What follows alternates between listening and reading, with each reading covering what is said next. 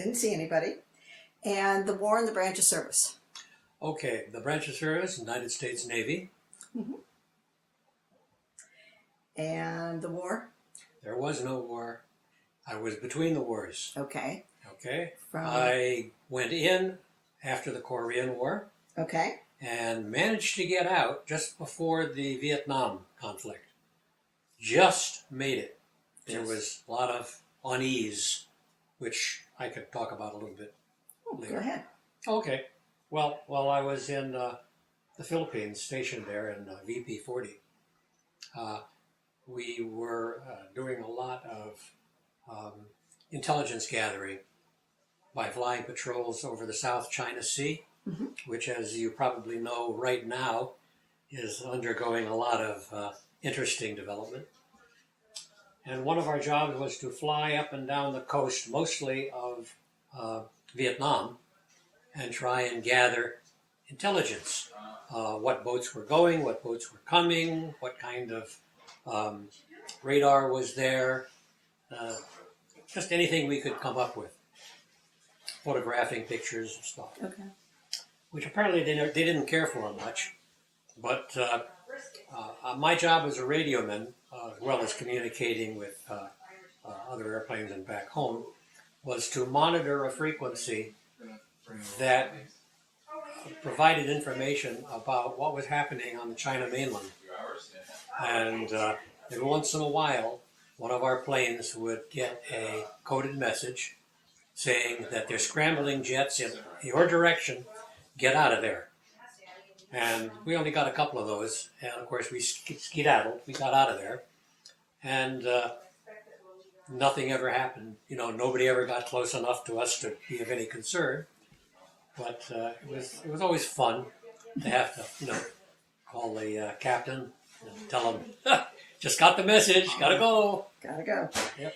And your rank? What was your MOS? I got out as an E5, as the second class. Okay. And when you entered? Pardon? When you started service? 1957. Just a couple months after I got out of high school. Oh, okay. So you were drafted or enlisted? Oh, I enlisted. Okay. And you were in Bethel at the time? No, at that time I was living in Milford, down on the coast.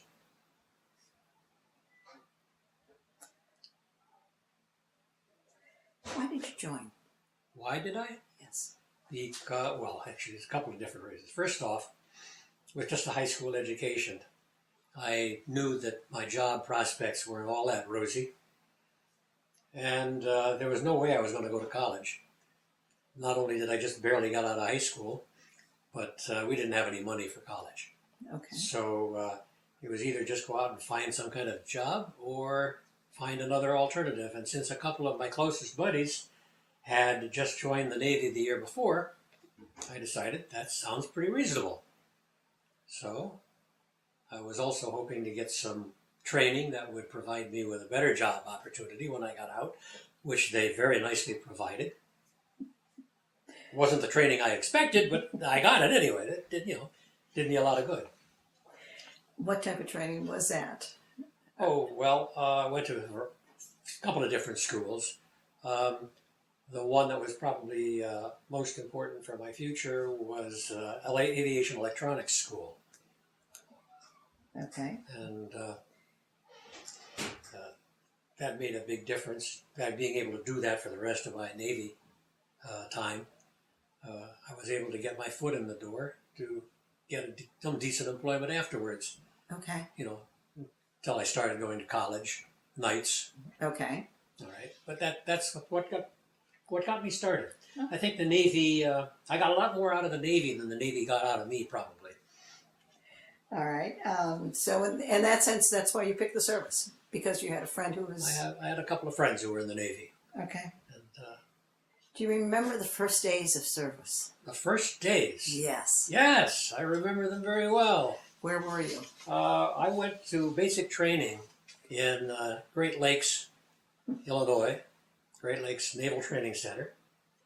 And since I went in early winter, and I was there.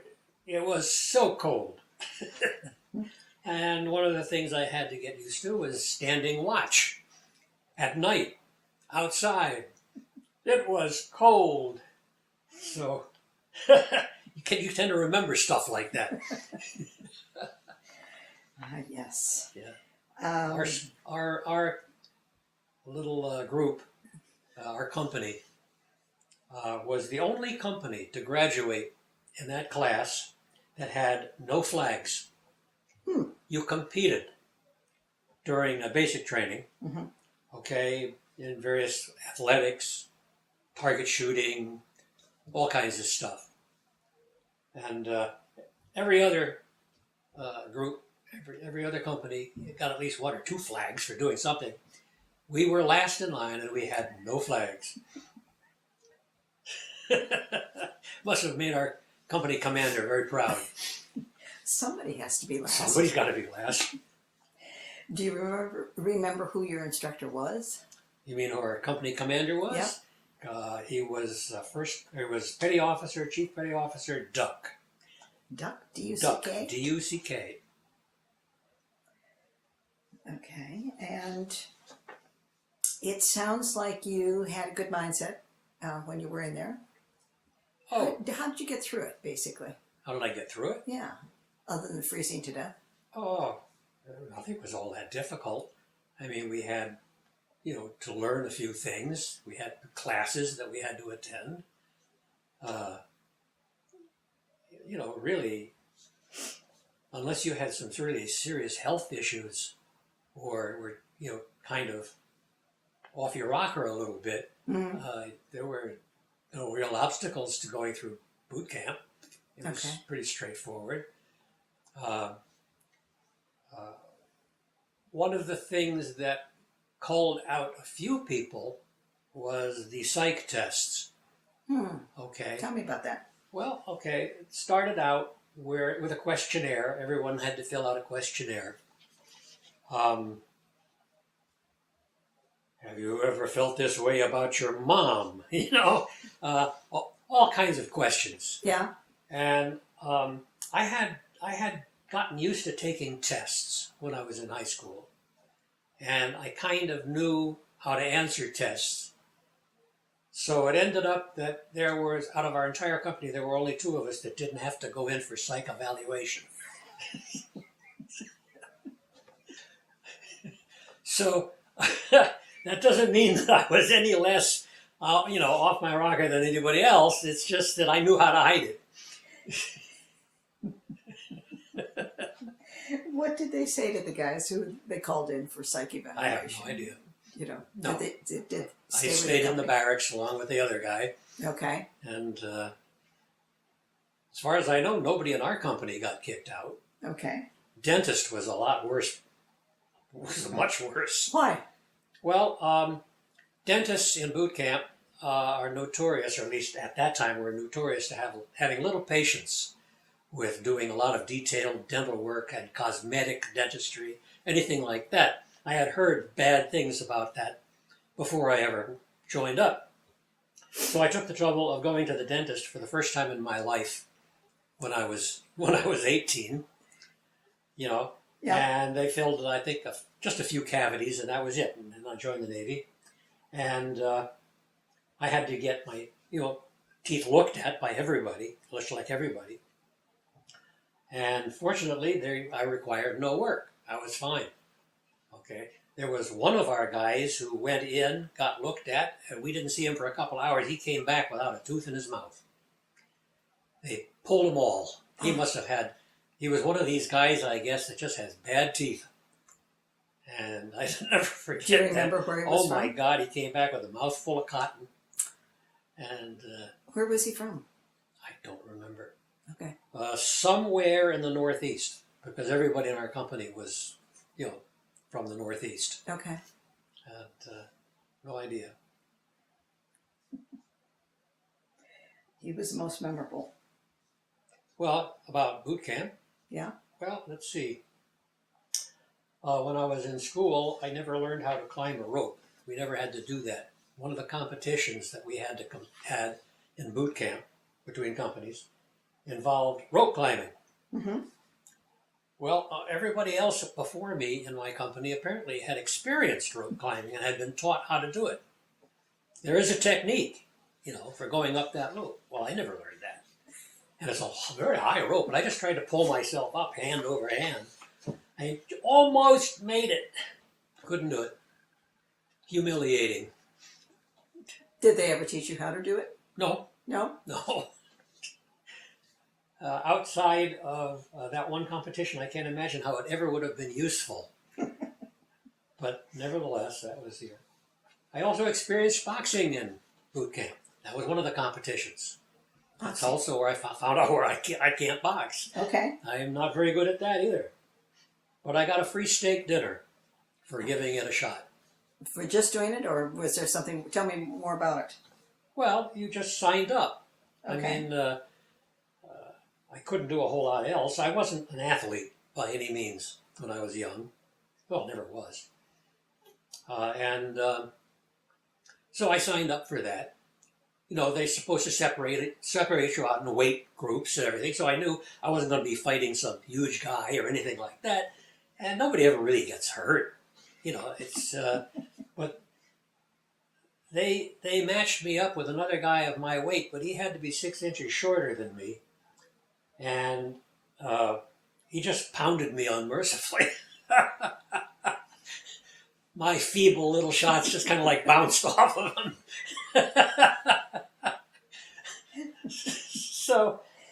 But it was an interesting experience. And you only had to do that once? Once was plenty, believe me. Okay. And then how did you get free dinner out of it? Well, that was what you got by competing. If you were willing to go and, compete as a boxing match. Okay. Okay, win or lose, you got a free steak dinner. Even if your mouth was all swollen and... Well... Didn't hit you in the face? Yeah.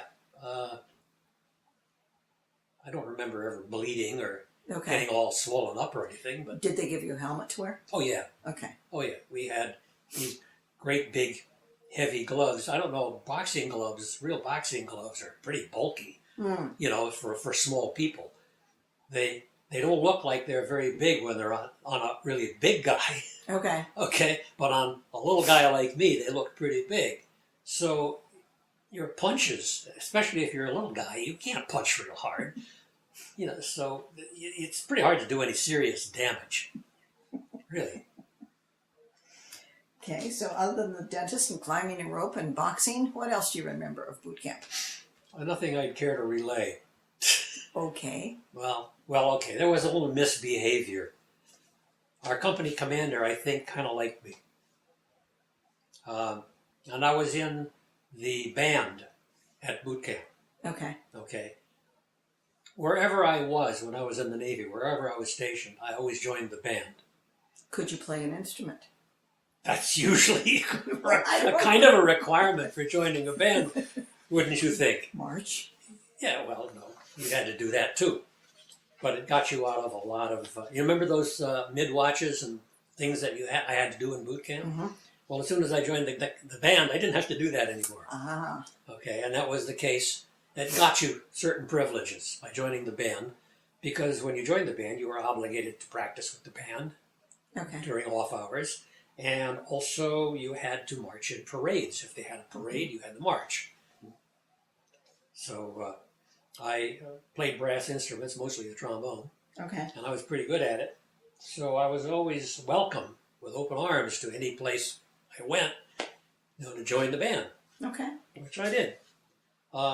I don't know, whatever got me on that. I was going to tell you a little malfeasance that came up. The misbehavior that went with it. Yeah, everybody in boot camp has to do a week of service, which is usually working in the mess hall. Mm-hmm. Scrubbing up, cleaning up, serving food, all that stuff. Which we did, of course, including myself. And on the last day, you did a thorough cleaning of the place. Well, a few of us got into mischief and kind of left big black marks on the floor, which, of course, we got caught. Nobody, but they didn't know who did it. They knew it was our company because it was our turn to do that. And our company commander lined us all up the next morning and said, you know, whoever did it, step forward. Nobody stepped forward. The next thing he said was, if you don't step forward, the entire company will be punished. I don't remember what the punishment was, but it wasn't very nice. So I stepped forward. And I know the company commander did not believe that I did it. He figured I was just sacrificing myself for the company, so I stepped forward. As soon as I did, a bunch of other guys stepped forward. So we got a minimal little punishment. We got a big chewing out. We had to go back and clean it all up and stuff like that, but it didn't amount to a hill of beans. But I'm convinced that he believed that I never did it, which I did. What was the black streak made of? Came off of our shoes. We had off of our boots. These were boots that were assigned, handed out part of our Navy gear. And that was one characteristic. If you scuffed your feet, they would leave a big black mark. Uh-huh.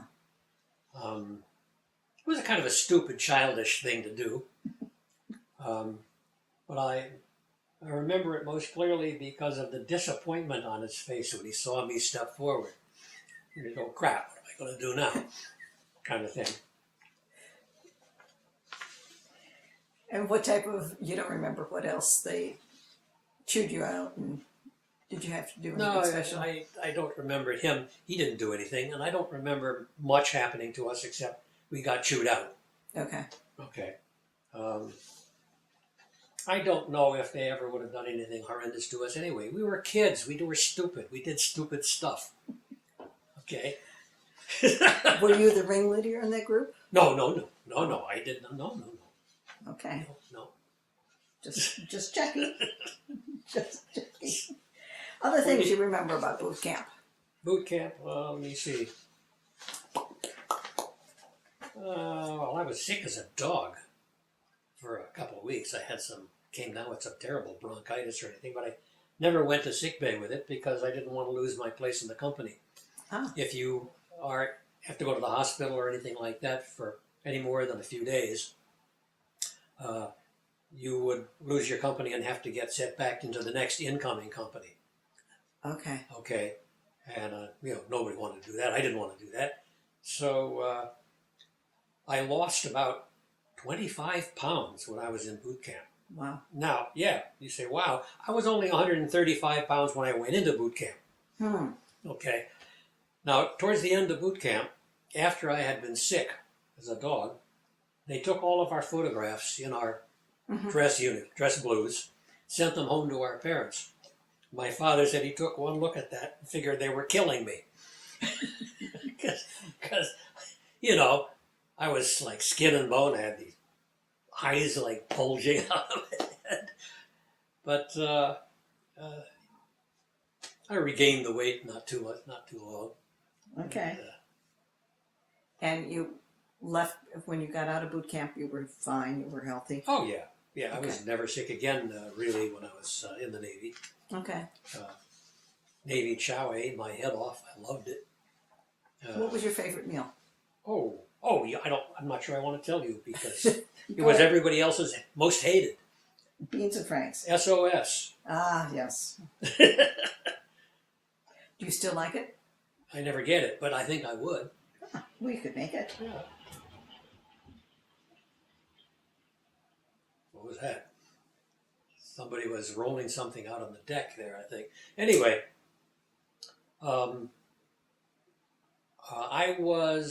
my father was a single parent until from the time I was 10 years old. And because of the situation, I was pretty much on my own from that time on, from the time I was 10, including doing the cooking, whatever. Okay. So, I cooked the kind of stuff you might expect a 10-year-old to cook. And of course got a little better as I got a little bit better at it. Yeah. But an awful lot of my food came out of cans. Okay. If you couldn't burn it in a frying pan, we probably didn't have it. And because of that, the Navy chow to me was wonderful. It was like cuisine all the time. you know, choice of wonderful things in the morning, Yeah. juice, fresh stuff, you know, great.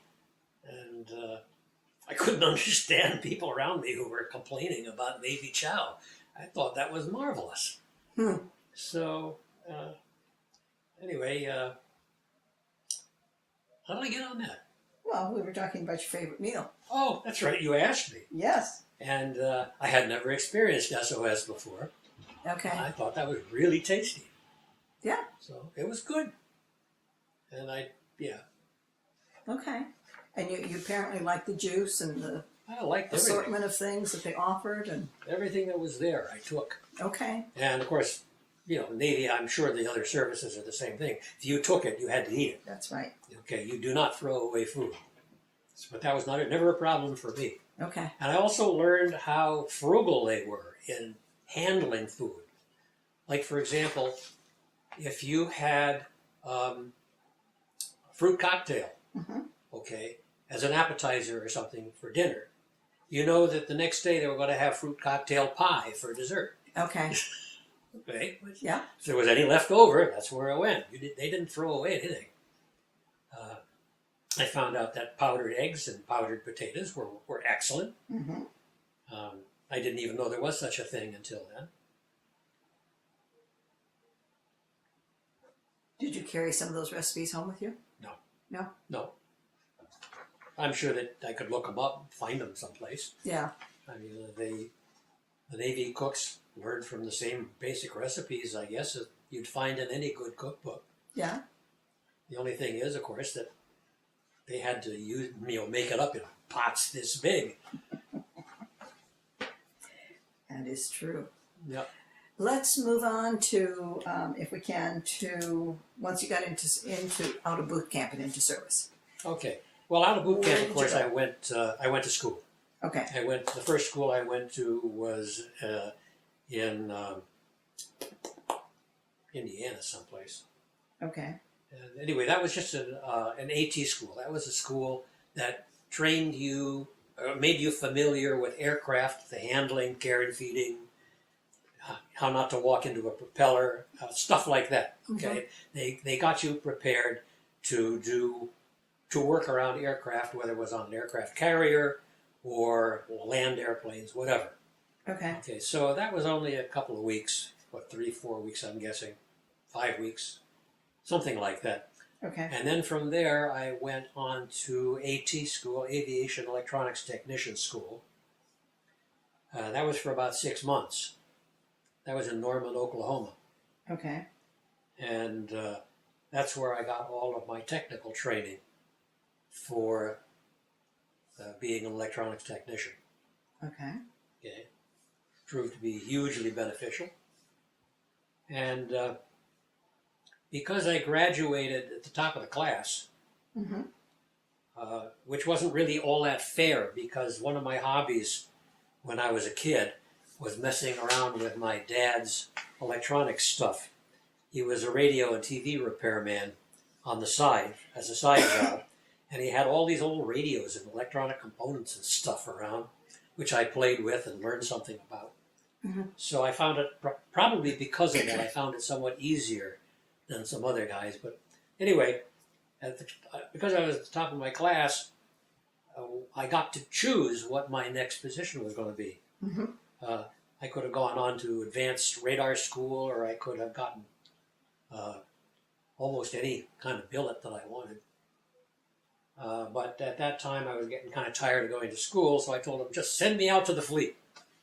Just, I want to be salty. It was pretty stupid, but I think I've already made that clear. Anyway, they shrugged their shoulders, and my next assignment after that was VU-3 at Chula Vista, California. That was a utility squadron, Okay. and its primary mission was to take old World War II propeller fighter planes. Most of them were Bearcats, I think. They painted them red and flew them out by remote control over the water, where gunners on ships would practice shooting them down. Okay. Mm-hmm. And that was kind of an interesting assignment. But I got transferred out of there after a fairly short time, after only about a year. They had opened up a brand new bowling alley on the base, and they had a big celebration all about it. And the commander of the base bowled the first ball. I don't remember what it did. It managed to get down to the pins, I'm sure of that. But eager beaver though I was standing right behind him, and I was going to bowl the second ball. And all the crowd was still there, and they were still taking pictures, and I had never bowled before.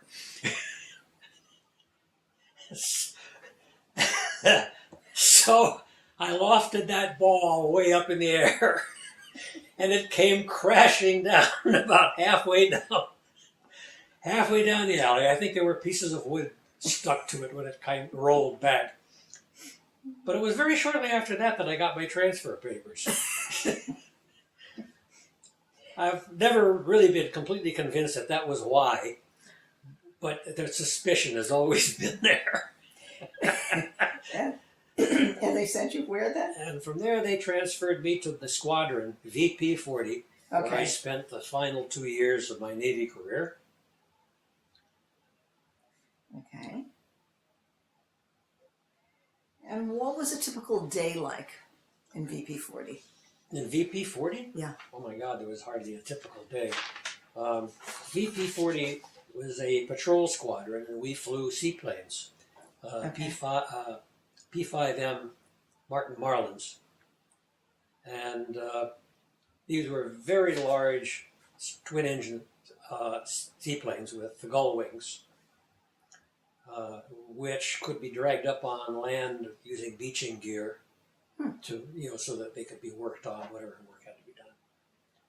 And I was a crew member. I was part of, the team that would fly a boat.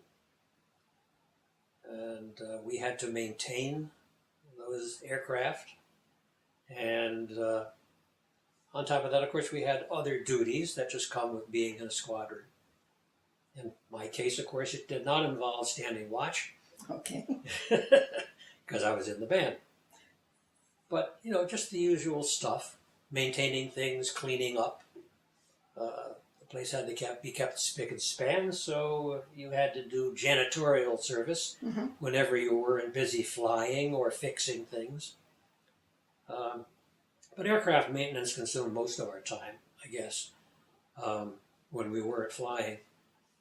Planes had to be cleaned, planes had to be oiled, fueled, all kinds of stuff. Our job, myself and my other radioman, the second radioman, I was the first radioman, I had a second radioman there also that we took on long patrols. Our job was to clean the flight deck. Okay. These airplanes had three levels. There was the main level down below. There was a flight deck, which had the radioman, the navigator, the radar operator, ASW operator, so on. And then finally there was the control deck where the pilot and the co-pilot sat with the flight engineer right behind. So that was our job, just cleaning everything from the flight deck up. Okay. As well as, of course, cleaning the outside of the airplane when it needed it. We were called on very often to oil the airplanes, which... Why would you oil them? Well, they have engines. Okay. Just And the all engines, aircraft engines, all reciprocating aircraft engines consume oil. Okay. But It's you not didn't like have to do the skin of the plane. Pardon? Were you washing the skin of the plane down? That too. Okay. Although that was usually done by the beaching crew. Okay. The crew that hauled us out of the water usually hosed us down and did a pretty good job of cleaning the outside. So our job was all on the inside. Okay.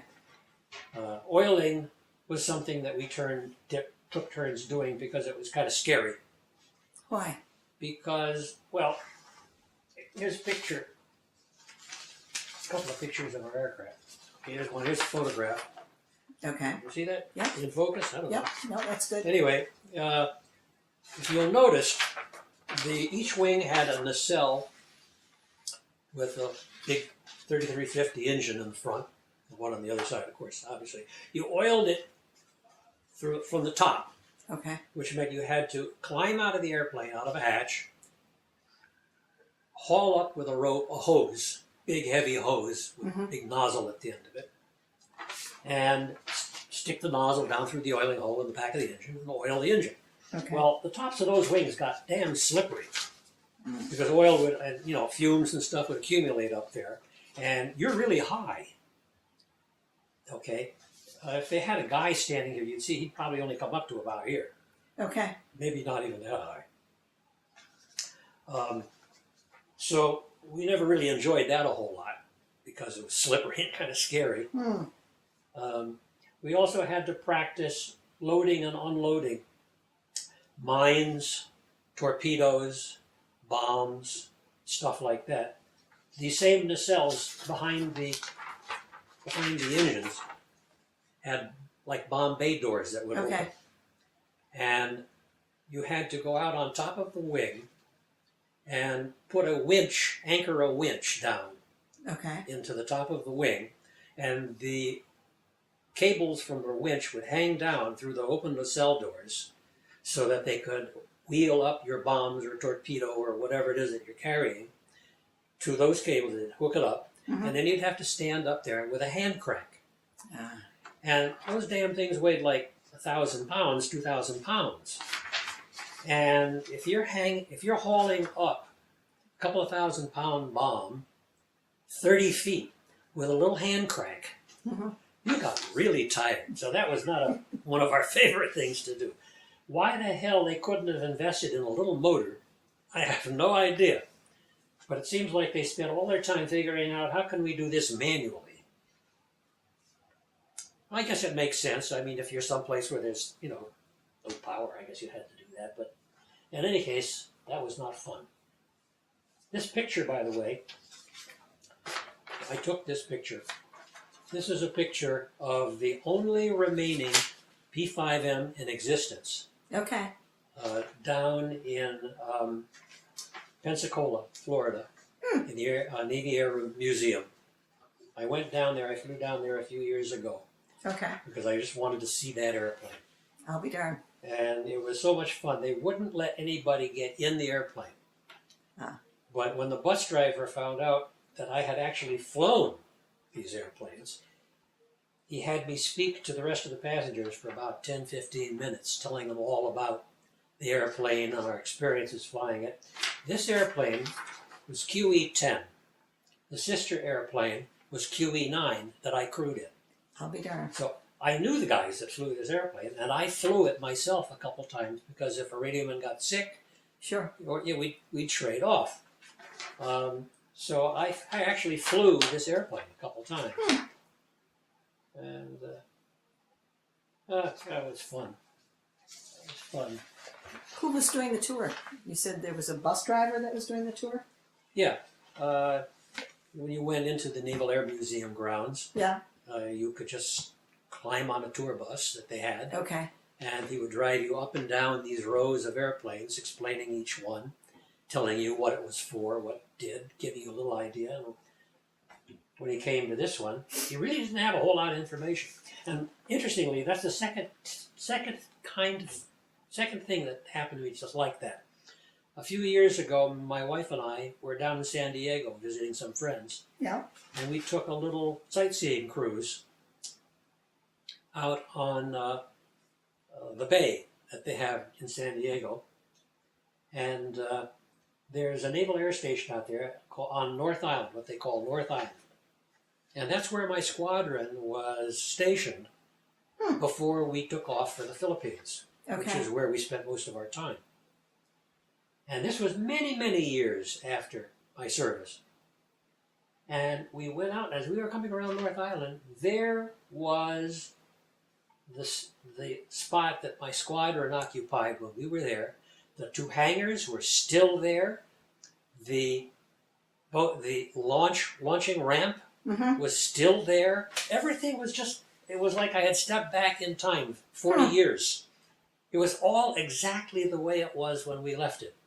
That's It's amazing. so bizarre. So I mentioned it to the guy who was on the boat. He Yeah. was telling us all about this stuff.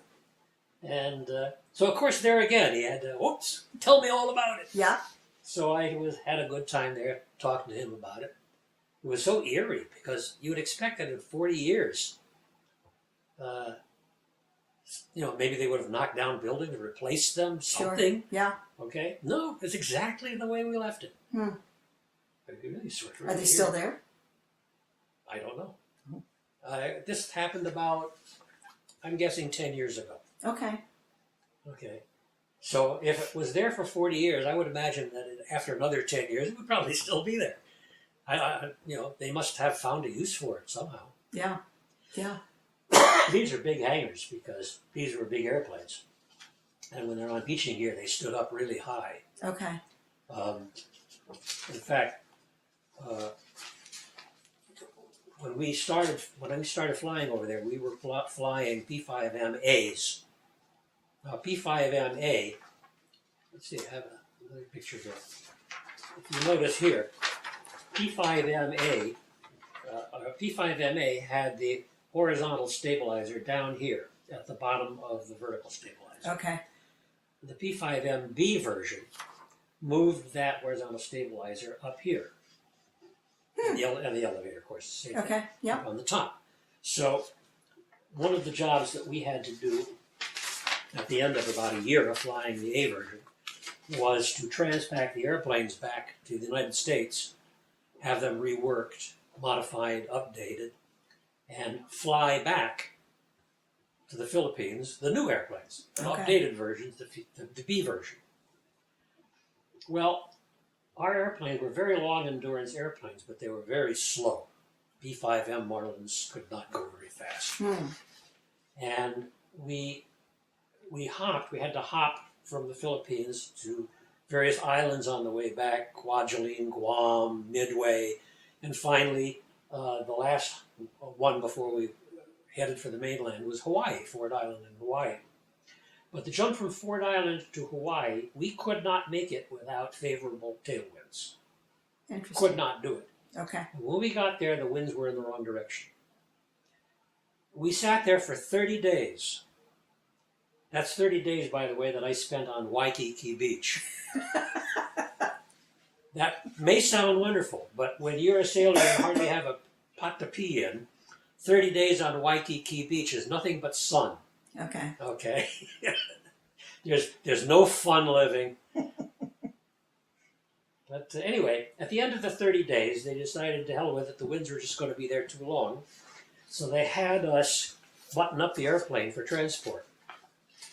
That meant we had to tape all the seams. We had to preserve the airplane because what was going to happen is they were going to take it. They were going to put it on a boat. Okay. And the ship went back that way. Well, we still had to get to San Francisco to pick up the new airplanes. So we had to go courtesy of the Air Force. Mm-hmm. That was humiliating. But in getting the airplane ready to ship, you see how high this is off the ground. I mean, it's way up there. Yeah. The only way we could get up there, and remember these were the B-5MAs, they were A's we were flying, the only way we could get up there is we had to climb up here on top of this horizontal stabilizer and put a ladder in order to preserve the top part. We had to put a ladder up. And somebody had to climb the ladder, okay, with the paintbrush and the tape and all that. And another guy would be behind him with the bucket, holding the bucket up. So there'd be two guys on top of this ladder, rickety, okay. And while I was up there with the bucket, I forget who the heck was up just right above me with the paintbrush slopping on the preservative and the tape. But while we were up there, some guy was driving a mule. A mule was a little vehicle that you use for hauling these airplanes around. Got careless and ran into the side of the airplane.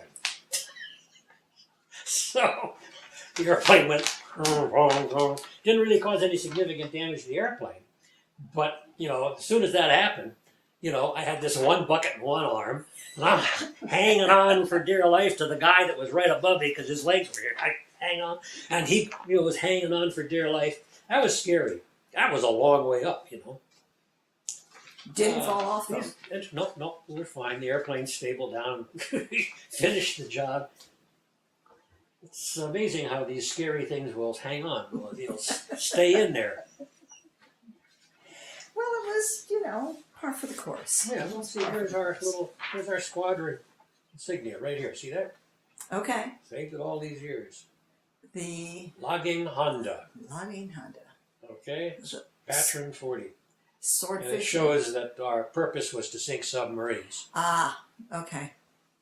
We played games to trying to sink them. We were reasonably successful at the games Okay. in finding the submarines and dropping stuff down that would make a noise, simulating, blowing them up. Yeah. So you were stationed at North Island, between North Island and the Philippines? So I was stationed at North Island. Civic or? And when we spent most of our time, of course, in the Philippines. Whereabouts in the Philippines? This was a place called Sangley Point. Okay. It's on the opposite side. Well, it's down further from Subic Bay. Subic Bay was the really big Navy station. We were at Sangley Point, which was very small. There was only a few airplanes. Another small squadron of some sort was there. But that was basically for seaplanes. Okay. How often were you there? How often were you back in the States? It was supposed to be, I think, a 6 months rotation, but the fact is that I was over there for well over a year, probably close to a year and a half. We were only in San Diego for a couple months before we transpacked over into the Philippines, and then I was there for the entire rest of the time I was there. With the exception, of course, of having to come back and forth a couple times, to have planes worked on and upgraded and so on. So I don't know how it worked after that. I don't know what the rotation, if there was even a schedule. Okay. I don't know they rotated back and forth occasionally. But I was there for, I guess, about a year and a half. And what were your billets like there? What were the billets like? Your quarters? Oh, okay. They were like normal large barracks almost anywhere. They were not exceptional. They weren't like Quonset huts or anything like that. Okay. 2 flights? Yeah. How many men in a barrack? Oh my God! You want me to guess? I don't know. I'm going to say maybe 100. Okay. All flight squadrons? Yeah, but the whole squadrons would be in there. It wouldn't just be flight guys. It would be maintenance guys, hardware guys, administrative people. Okay. All enlisted guys. Okay. They didn't bother arranging us according to what we did exactly. All right. What other facilities were there? Oh, they were very well equipped. I mean, there was all kinds of recreational stuff that you could do. There was, of course, an enlisted men's club where you could sit down and buy food and drink and whatever if you wanted to. Mm-hmm. There was a store on the base that sold all kinds of stuff. Like an exchange? Restaurant. It was Okay. a very, very nice space, very well equipped. Any town around there? Yes, the town right outside the base was Cavite City. Some of us referred to it as Cavity City.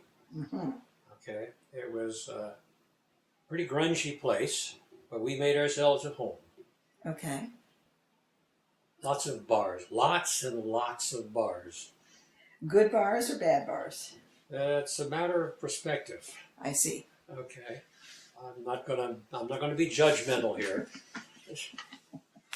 We drank a lot of beer. Okay. Any good bar stories?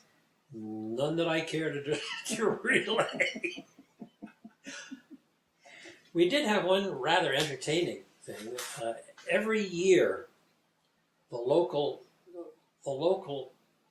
transvestite club okay, Mm-hmm. would have a fashion show, Okay. okay, where these cross-dressers would come from all over the place, not just locally, but all over the place, and they would compete and put on a fashion show. Okay.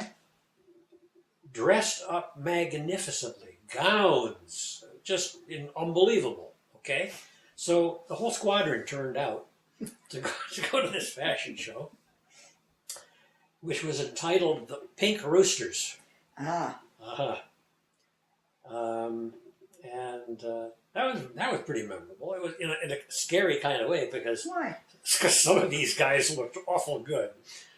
You know, they were, and this never happened to me, but as I understood it, there were some poor sailors who got schnookered into, you know, carrying on Aha. in the bars if one of them happened to be in there, Okay. and hugely embarrassed when it turns out that it He is. wasn't a girl. She is a he. Yeah. Okay. Yep. But so that was entertaining. The whole squadron was there. We had a fine old time. Now the transvestites, were they the local in population, or were Well, some of the some of them military? were local, but they came from long. You know, we were just a short hop from Manila. Okay. Manila was just right across that little bay, Okay. and you know, of course, Manila is a major It city. has an abundant supply. So, oh yeah. Mhm. Did you ever get to Manila? Oh yes. Okay. Oh yeah, absolutely. Where- We not only got over there just to look around and see things, and, Yeah. but also on occasion we got a little R&R. Okay. We got to fly to Hong Kong Okay. for a little R&R, and we got to some other place. We got to places in Japan for R&R. Specifically, where in Japan? Iwakuni is one of the places that we flew into. We also flew into Okinawa. Okay. And Iwakuni is a fairly decent-sized town, but it also has very good transportation to other places. We went to Hiroshima while we were there. Okay. Well, me and a couple of buddies.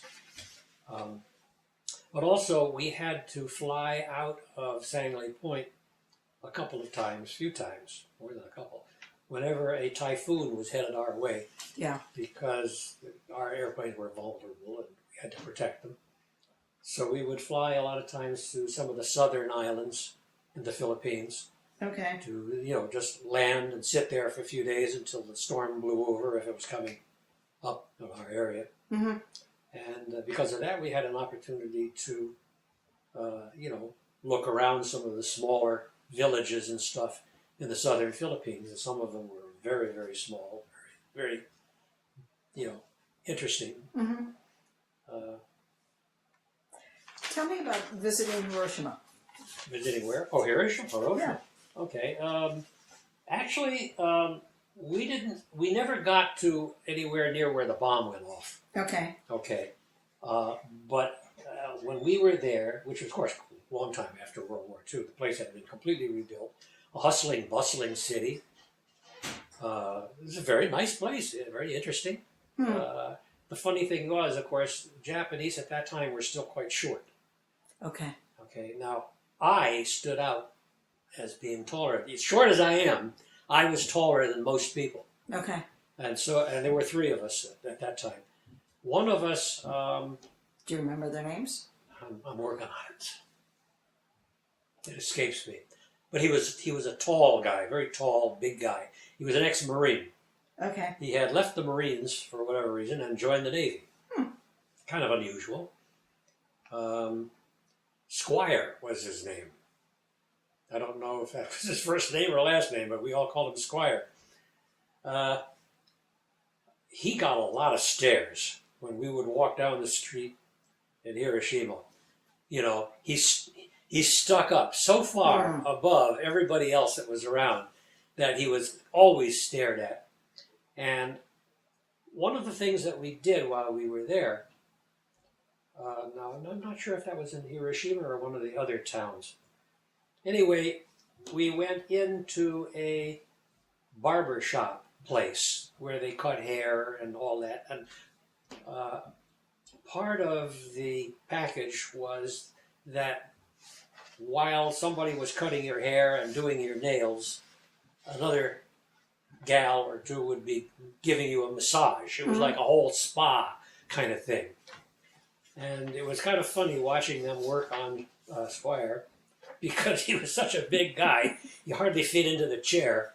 You know, he was sprawled out huge. It was like watching the Lilliputans working on Gulliver, okay? So that was kind of fun to watch. You don't remember who the other guy was? No, I have no idea. Don't remember who that guy was with. Now, when you were flying, you would go over, you said, to South China Sea? Yeah. You patrol that area? Yeah. What general areas were you in other than that? That's about it. Okay. I mean, that's what our purpose was. That's what our mission was, to not just simply practice anti-submarine warfare, but do intelligence gathering Okay. on ships that were coming and going, taking pictures of them, verifying, where they were going, what direction they were going. Any nation? All nations? Anybody. Okay. Anybody. If we saw a ship out there, we took its picture, documented where it was going, listened for transmissions from the mainland. Okay. That's it, just intelligence gathering. Okay. Not very exciting, except at that time, when we had to, the jets scrambled on the mainland, we had to get out of there. That was about it. Just very long, kind of boring. Okay. We did that a lot. Our average patrol was maybe 4 to 6 hours. Okay. The endurance of the airplane was more like around 12 hours. So it was very rare that we went out on really long patrols. Okay.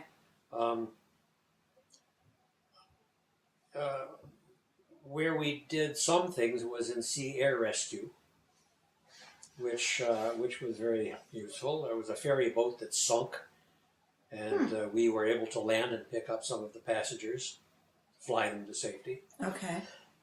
There was another time when there was a medical emergency on a ship, and we were able to land the airplane in the sea, close to there, and then they were able to transport the guy over. And we flew him back to the Navy hospitals. Okay. So it did the long patrols. They got broken up with some things that were interesting. When we did our anti-submarine warfare exercises, that was a very interesting and fun thing to do. Why? Well, because it's a challenge. I mean, you're not just sitting there; you're actually doing stuff. Okay. Okay. We had MAG, Mad Gear, even way back then. It was early in the game, but we had it. It's magnetic anomaly detectors. Okay. And we would fly around and we would look for a magnetic pattern that indicate there was a submarine. And then we would close in and, do things like drop sonobuoys in for listening. We would do echograms by dropping in small charges into the water and listening to when those sounds reached the different sonobuoys in order to figure out exactly what it was that they were echoing off of. Okay. So we could get a close placement to it. And then finally, when we had really figured out the exact position and track of the submarine, we would fly over where we believed the submarine to be, and we would drop these little charges, Okay. which were supposed to simulate bombs and depth charges and so on, and try and kill the submarine. Okay. And we did pretty well. And the squadron usually managed to, get kills on whatever we were tracking. Okay. How high off the ground would you be when you drop those things? Oh, I don't know, maybe 100 feet. Okay. I mean, not very high. You wanted to hit as accurately as you could where the sub was. that was kind of fun, you know, and I had a lot of times when I flew, we had different antennas. So I was a radioman. The radioman actually did two things, not just simply to operate the radio, but he also operated the electronics panel, Okay. electrical panel for power distribution to the airplane. But we had different antennas for different radios. And one of the antennas we had was what they called a long wire antenna, which was on a reel inside the airplane. Mm-hmm. And there was a long wire on this reel. And the end of the wire, there was a great big brass, looked like a weight that you'd expect to see on a grandfather's clock or something. Okay. A great big brass ball, very heavy. And we would unreel this thing. It was on a motor. We'd unreel it. It would go down as we were flying along, and it would trail behind the airplane. Okay, for whatever length you wanted to. It's called why we call it a trailing wire antenna. That's anyway. Okay. But you had to be a little careful if you had that thing out about flying too low to the ground or to whatever it is you were flying over, because you had to remember that thing is dangling with that big weight. Sure. Is dangling behind your airplane, hanging down, and God help you if you, you know, whatever it was, and it would get hit by that thing. You know, 200 miles an hour. Yeah. Hunk of brass. And fortunately, it never happened. We never had a problem with it. But as we were flying along, coming in along for a submarine run, it occurred to me, you know, gee, I wonder what would happen if that thing hit the water, which it never did. Okay. We didn't use it all that much anyway. Usually our other antennas were in good shape, and we had no problem with it. But the gear we had back then would be considered ancient. Now, the radios we had, there was no such thing as transistor radios, Okay. solid state stuff. It was all old tube technology. Okay. But it worked good. Well, that's all that mattered. Were you aware of the fact that the Vietnam War was coming on? We know that there was hostilities there. We knew that things were going on. I don't know if anybody had any clue about what it was going to turn into. Okay. And I never really understood why I never got called back in. I don't think they needed more Navy people very much. No, of course, it was mostly guys in the Army and the Marines and stuff like that. And of course, the Air Force was heavily involved. Mm-hmm. And I think the Navy people who got called back in or did participate, they were mostly small boat people who would operate on the rivers Okay. and stuff like that. So I never got called back in. I considered myself very fortunate. Okay. So let's shift gears then. What happened when you got out of the Navy? How did it end? Well, of course, getting a job was a rather high priority. Okay. So I flew home, and after a short stay with my folks back home, very short, I got a little apartment, $10 a week. Whoa. Oh. In But- Milford? No, actually, that was in South Norwalk. Okay. My first job out of the Navy was in the Automatic Signal Division. I was a technician / inspector. Okay. All of the traffic signal apparatus that they made had to be troubleshot, fixed, inspected, and so on. We did that. But I was only there for about 6 months, I think. Okay. And then I got a job with Sperry's Remington. They built the UNIVAC computer systems, Mm-hmm. and they were located right across town. And so I managed to get a job there, and it was a much more responsible job, moved up, and had a chance to work on high-speed printers and stuff like that. That was kind of fun. Okay. Unfortunately, after about a year, they decided they were going to move that whole operation to a different state. But it turns out there were openings at Sperry Semiconductor Okay. in South Norwalk, and it was a related company. So our human resources people managed to get me a job there, which was very nice. And I was there for probably 2 years. Okay. And most of what we were doing, we were making a lot of semiconductors for the military and for NASA. That was fun. That was interesting. And of course, it was also a move up in my experience as an electronics technician. Mm-hmm. And about that same time, matter of fact, when I was going to, or when I was working at Rembrandt Univac, I found that some other technicians, like myself, other technicians were taking college courses at night. Okay. And at Stanford. Mm-hmm. I didn't realize you could do that. As a matter of fact, it never occurred to me that I could actually go to college. Since it took me 5 years to get out of high school after being kicked out, and I never really did much work. Okay. I got through by the skin of my teeth, but it never entered my mind really that I could go to college. I lost a lot of my respect for people who went to college when I got to know a lot of the junior officers while I was in the Navy, and I buddied around with them, and I figured, my God, these guys went to college? Mm-hmm. Our navigator had a bachelor's degree in animal husbandry. That's all it took. He was qualified. All right, so anyway, I figured, what the heck, if these other guys can go to school at night, I signed up and I started going and taking night courses at University of Connecticut, Stanford branch. Yeah. And anyway, after a couple of years at Sperry Semiconductor, I quit and I got a job at CBS Laboratories. Okay. And I stayed there for 10 years. And after a few years at CBS Laboratories, I ran out of courses to take at the branch, Stanford branch of UConn. Okay. And got called into the dean's office. And she said, well, we've done all we can here. It's time for you to transfer up to Stores for your final 2 years. You know, get your engineering degree. Yeah. And who's going to feed me? Who's going to pay for this?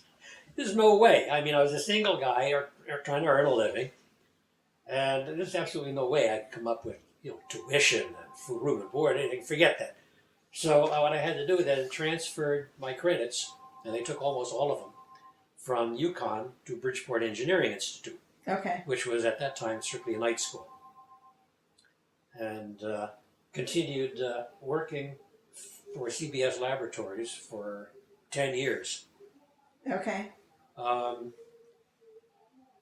Now, but before I finished, or just about the time I finished up my work as a bachelor's degree in electrical engineering. Mm-hmm. And it was much easier for me to finish because Mary Ann, I had gotten married.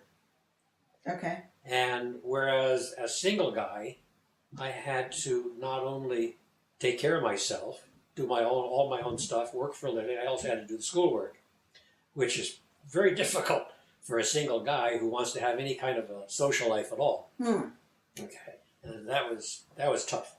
But getting married, I didn't have to do my own laundry. Food was on the table when I got home. Wow! From that time on, it was like sailing through. It was so much easier. So, so I got the bachelor's in engineering, and at that time, from that time on, it was just, huge increase in responsibility and opportunity and so on. So. Well, that's good. Oh yeah. That sounds like a nice deal. But it was the experience in the Navy that got me started. You didn't have access to the GI Bill at that point, or did you? Actually, I did. Okay. I got VA benefits, which I squandered nicely. Okay. I thought I was going to be a pilot. Ah. Okay, so I started taking flying lessons. Mm-hmm. And ran out of money after a while. Okay. Because it's pretty expensive. So after that, I would have had to start paying myself I had gotten to the point where I was a private pilot and was already studying for my commercial. Okay. Okay, but like I said, I ran out of VA money, and I didn't have enough to really continue by myself, so I just gave up on that. Okay. All right. Did you stay in touch with any of the guys that you had been in service with? Nope. No. Nope. Okay. Thought about them over the years a few times. Ever tried to find them?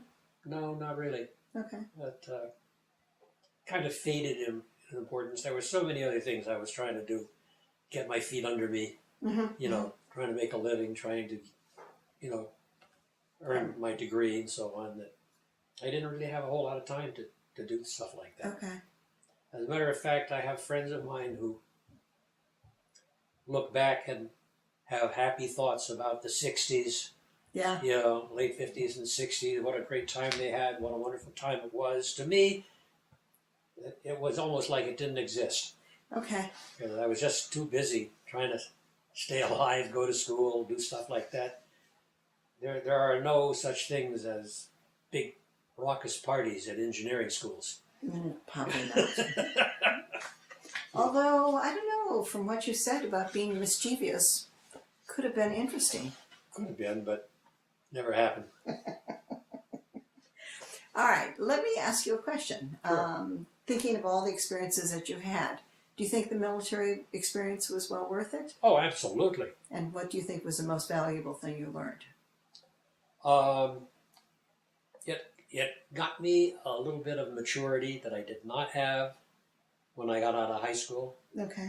Okay, there's a transition period, you know, from being a kid to being sort of an adult. Mm-hmm. And it kept me kind of out of trouble and just gave me some nice regulated 4 years Okay. to acclimate to that experience. Mm-hmm. Not that I was particularly mature when I got out, but it's certainly a whole lot better than when I went in.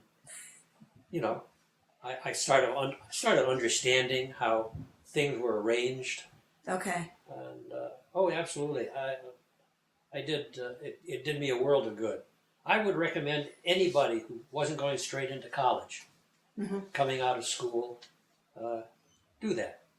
3 years, 4 years, whatever. Not necessarily the Navy, but anything that will give you a structured, disciplined experience and teach you a few things.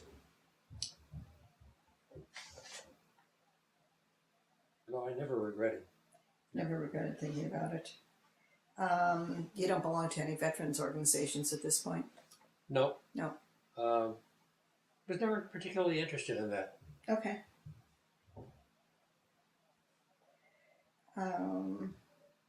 So maturity, structure, discipline probably were the most critical things that you gained from the... Yeah.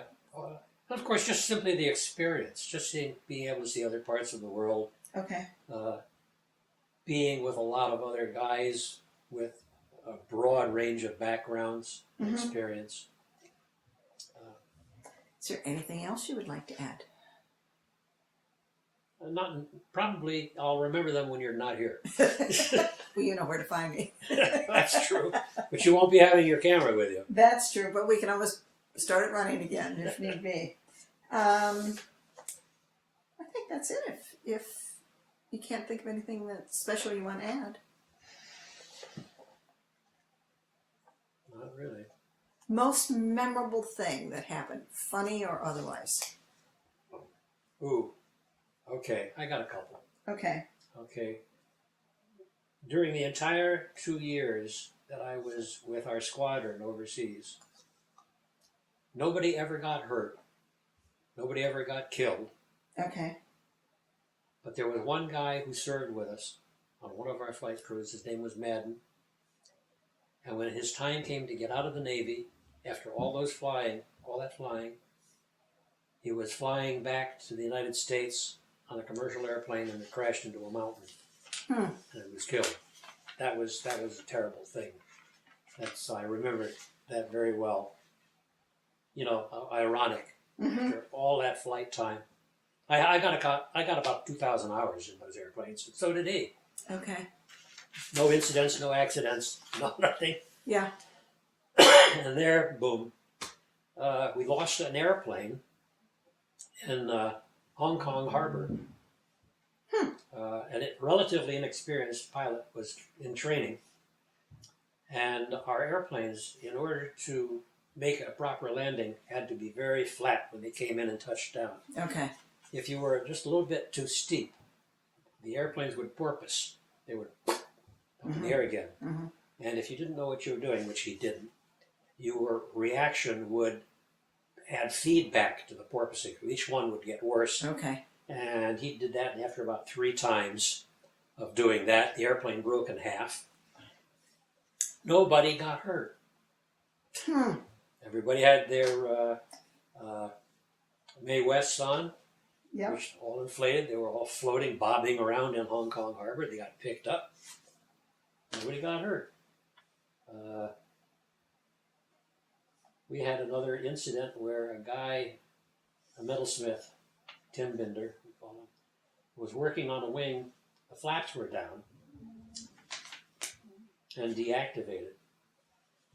And he was working on the flaps. His legs were, he was sitting on the edge of the wing and his legs were sticking down in that cavity space between the flaps and the wing. And somehow somebody put power on the airplane. He didn't realize it. And one of the guys who was working, I think the flight captain, was working in the cockpit and accidentally hit the flap switch, which started coming up. And fortunately, a lot of yelling and screaming, and the guy realized it and turned him back off again. That was a kind of a close call. It would have been a really bad scene if that sucker had finished coming up. Yeah. Kind of scary. No, that's about it. Okay. A lot of itty-bitty little stories that might pop in my head over a period of time. Funniest one? Oh yeah, I got one. Here we go. Remember I told you that we used to fly away once in a while when a storm was coming? Yep. Well, we flew once to a southern island, and somewhere around Mindanao in the southern Philippines.